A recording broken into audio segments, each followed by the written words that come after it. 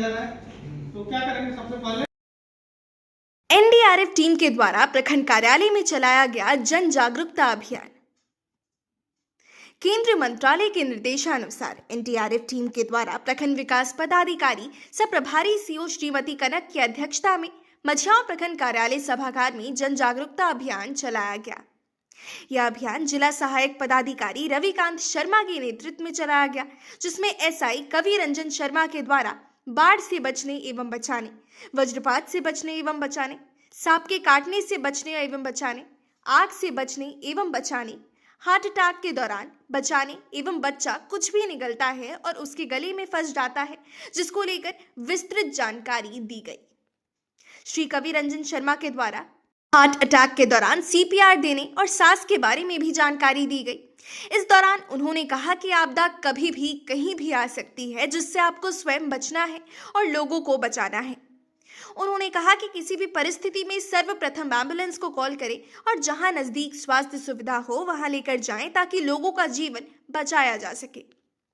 इस दौरान मौके पर बीपीओ अजीत कुमार सिंह, प्रखंड नाजीर जितेंद्र सिंह, प्रधान सहायक सुषमा तिर्की, अंचल नाजीर प्रेम शंकर पाठक, सहायक राहुल कुमार, पंचायत सचिव अविनाश कुमार यादव, जयप्रकाश जायसवाल, विनोद सिंह, सुरेश सिंह सहित प्रखंड एवं अंचल कर्मी एवं आम नागरिक भी मौजूद थे। सुनिए आपदा से कैसे बचा जा सके, जिसको लेकर कवि रंजन शर्मा ने क्या बताया। सर, आप लोगों के द्वारा जो जागरूकता अभियान चलाया जा रहा है, किस तरह से कैसे किया है? राष्ट्रीय आपदा मोचन बल 9वीं वाहिनी श्री सुनील कुमार सिंह समादेष्टा की तरफ से ये जो अभियान है फेमेक्स गढ़वा जिला में 10 दिवसीय कार्यक्रम चल रहा है एरिया कम्युनलाइजेशन का। इसके तहत हम लोग कम्युनिटी अवेयरनेस प्रोग्राम भी कर रहे हैं। लोगों को आपदा से बचाव का तरीका और आपदा में पड़ने पे क्या करना है वो सारा चीज़ हम लोगों को बता रहे हैं कम्युनिटी अवेयरनेस प्रोग्राम के तहत। ये हर एक ब्लॉक में एक दिन का प्रोग्राम है और हर एक ब्लॉक में हम लोग हमारी जो 15 सदस्यीय टीम है ये हर एक ब्लॉक में जाके और ये प्रोग्राम करते हैं। शॉर्ट में बताएं सर, बाढ़ से कैसे बचाया जा सकता है जो जल्दीबाजी में हो? बाढ़ से बचने का सबसे अच्छा तरीका है कि आप जो है जो बाढ़ प्रभावित क्षेत्र है वहाँ पे जाएं ना। अगर आप उसमें चले गए और फंस गए हैं तो आप कुछ फ्लोटिंग डिवाइसेस अपने साथ रख सकते हैं, जैसे बोतल का बना लेते हैं, जो घर में यूज करते हैं बोतल पानी पीने वाला, या और भी जो भी है उसको बना सकते हैं। बम्बू का बना सकते हैं, केले का बना सकते हैं। ये सारा चीज़ आप खुद से घर में बना के, और जब भी बाढ़ प्रभावित क्षेत्र है, जो भी बाढ़ प्रभावित क्षेत्र है उसमें आप आसानी से बाढ़ के समय आप उससे बचाव कर सकते हैं। आग से कैसे बचाएं? आग से कैसे बचाएं? आग से बचाव के लिए तरीका है कि एक तो ये है कि आप सबसे पहले उसके अगर कहीं आग लग गई है तो आप शुरुआती स्टेज पे ही जो 3 स्टेज होता है, आग जैसे 3 चीज़ों से मिलकर बनता है। एक होता है ऑक्सीजन, ईंधन और उचित तापमान। इन 3 चीज़ों में से किसी एक चीज़ को आप हटा दीजिए वहाँ से, तो ये हो जाएगा कि आग फैलेगा नहीं। अब अगर आग सपोज फैल गया है, आप उसके चपेट में आ गए हैं, तो सबसे पहले धुआं जो है उससे बचिए आप, क्योंकि धुआं जो है वो हल्का होता है बिल्कुल हवा से।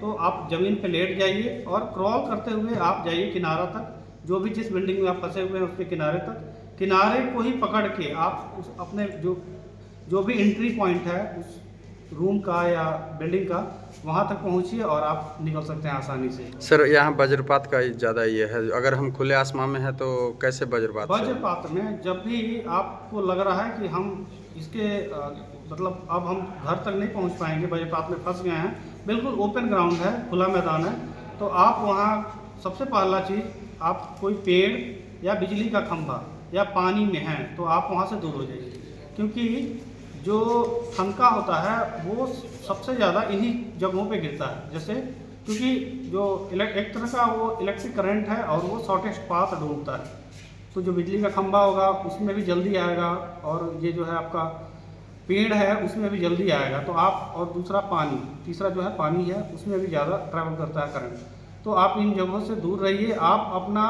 जो आकार है छोटा बनाइए और बैठ जाइए, जैसे बोलते हैं कुकुर उस टाइप का, है ना, बिल्कुल छोटा पोजीशन बना के बैठ जाइए।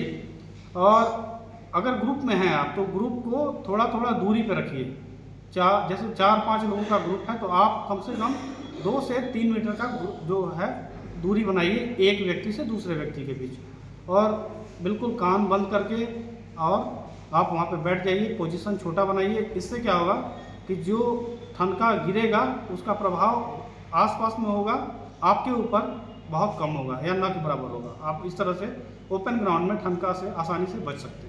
सांप से काटने के बाद कैसे मालूम चलेगा विषैला और अगर सांप काट दिया तो सबसे पहले आप सांप का पहचान कीजिए। सांप को पहचान करने का जो तरीका है उसका बाइट है।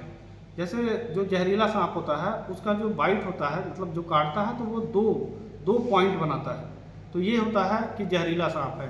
अगर नोचने टाइप का है या खरगोश है, जैसे 4, 5, 6, 7 दांत का लगा हुआ खरगोश है, निशान है, तो आप समझिए कि ये नॉन पॉइजनस स्नेक है।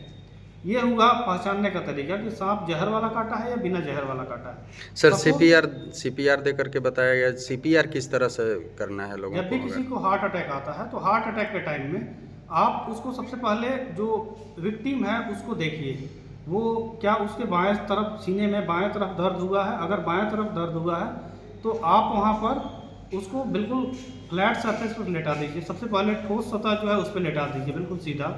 लेटाने के बाद उसका जो पल्स होता है ये गर्दन के पास है ना, इस पल्स को कैरोटिड पल्स बोलते हैं इसको। इस पल्स को आप सबसे पहले देखिए, चेक कीजिए कि यहाँ पे पल्स चल रहा है या नहीं, क्योंकि हार्ट के सबसे नज़दीक का पल्स यही होता है, कैरोटिड पल्स। इसको आप दोनों तरफ से चेक कर सकते हैं। आप चेक कर लीजिए, उसके बाद आप अगर वहाँ पे पल्स बंद मिला तो आप तुरंत एम्बुलेंस को कॉल कीजिए या मेडिकल सहायता के लिए कॉल कीजिए, और उसके बाद तुरंत आप शुरू कर दीजिए सीपीआर। सीपीआर का प्रक्रिया जो है किसी भी हार्ट अटैक आए व्यक्ति को तुरंत ही सहायता प्रदान करता है, क्योंकि हार्ट अटैक में होता क्या है कि हार्ट जो है काम करना बंद कर देता है, और जब जैसे ही बंद किया आप तुरंत सीपीआर के माध्यम से, मतलब 30 बार दबाव देना है चेस्ट के। जैसे ये चेक कर लिए, उसके बाद जो भी पहना हुआ है कपड़ा उसको थोड़ा सा ढीला कर दीजिए और आप उसको लेटा के और 30 बार दबाव देना है और 2 बार माउथ टू माउथ वेंटिलेशन देना है। ये प्रक्रिया